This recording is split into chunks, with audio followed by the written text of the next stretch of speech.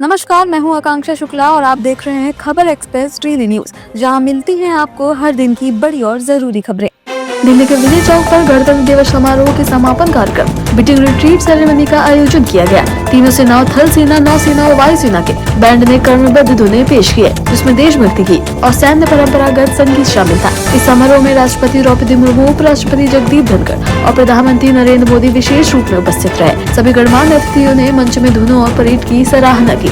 समारोह में मौजूद दर्शकों ने तालियां और राष्ट्रीय गीतों के साथ भाग लिया। ये कार्यक्रम देश की वीरता और सैनिक परंपरा का प्रतीक है। यूजीसी यानी यूनिवर्सिटीकरण कमीशन के नए नियमों को लेकर सुप्रीम कोर्ट ने फैसला दिया है। कोर्ट ने फिलहाल इन नियमों को लागू होने से रोक दिया है और केंद्र सरकार को नया ड्राफ्ट तैयार करने के निर्देश दिए हैं। साल भर में यूजीसी के नए नियमों को लेकर देश भर में छात्र और शिक्षा संगठन का विरोध जारी था। कई कॉलेज और विश्वविद्यालयों में प्रदर्शन और बैठकों का आयोजन किया। विरोध करने वाले छात्रों का कहना है कि इन नियमों से शिक्षा व्यवस्था पर नकारात्मक असर पड़ेगा। सरकार का कहना है कि नियमों में भेदभाव नहीं है और सभी हितों का ध्यान रखा गया है। अब मामले की अगली सुनवाई सुप्रीम कोर्ट में आगे होगी।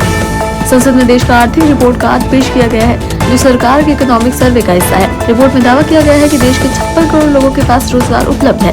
सरकार ने रोजगार और आर्थिक ग्रोथ को बेहतर आंकड़ों के साथ पेश किया। इकोनॉमिक सर्वे में ये भी कहा गया है कि पिछले वर्षों में निवेश और उत्पाद बढ़ा है, मगर रिपोर्ट में ये भी चेतावनी दी गई है कि फ्रीबीज और सब्सिडी की वजह से कर्ज बढ़ रहा है, जिससे आर्थिक दबाव बढ़ सकता है। आगामी बजट सत्र में इसका असर विचार विमर्श का विषय बन सकता है। सरकार और विपक्ष दोनों ने रिपोर्ट को लेकर अपनी अपनी व्याख्याएं दी हैं। पहले खबर आई थी कि पाकिस्तान T20 वर्ल्ड का बहिष्कार कर सकता है, मगर अब दावा है कि ऐसा नहीं होगा।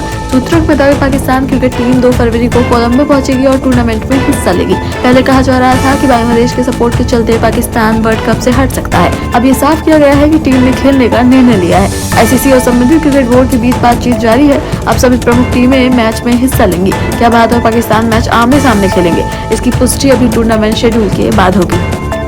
1 फरवरी 2026 से रोजमर्रा के कई नियमों में बदलाव लागू होने वाला है, जिसका असर आम जनता की जेब में पड़ेगा।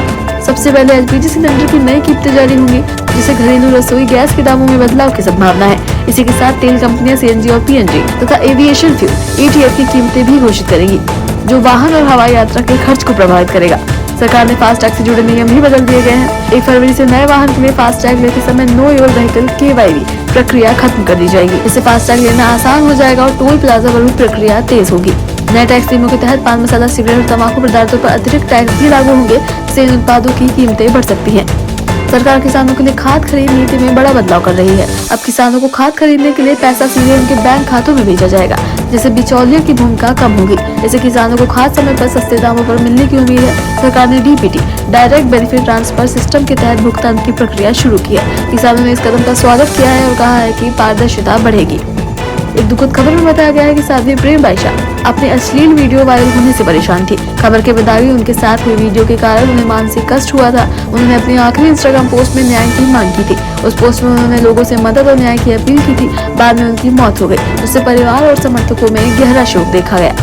पुलिस ने मामला दर्ज कर जाँच शुरू कर दी है। सामाजिक संगठन ने महिला सुरक्षा और साइबर कानून को मजबूत करने की मांग की है।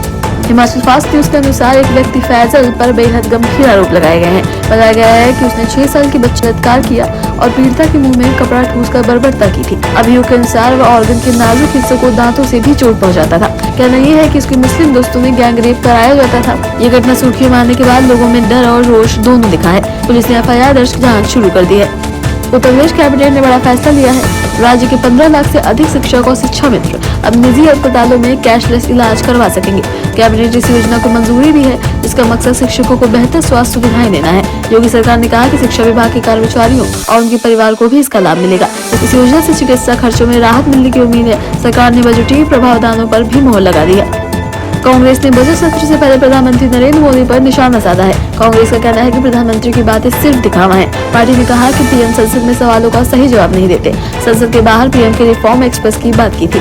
कांग्रेस ने इसे प्रचार बताकर आलोचना की है। राजनीतिक माहौल बजट सत्र के पहले काफी गर्म है। विपक्ष और सत्ता पक्ष आमने सामने है। अगर आप हर दिन की ताज़ा और बड़ी खबरें ऐसे ही जानना चाहते हैं, तो खबर एक्सप्रेस डेली न्यूज को सब्सक्राइब करें, वीडियो को लाइक करें और इसे अपने दोस्तों और परिवार के साथ जरूर शेयर करें। मिलते हैं अगली खबरों के साथ। धन्यवाद।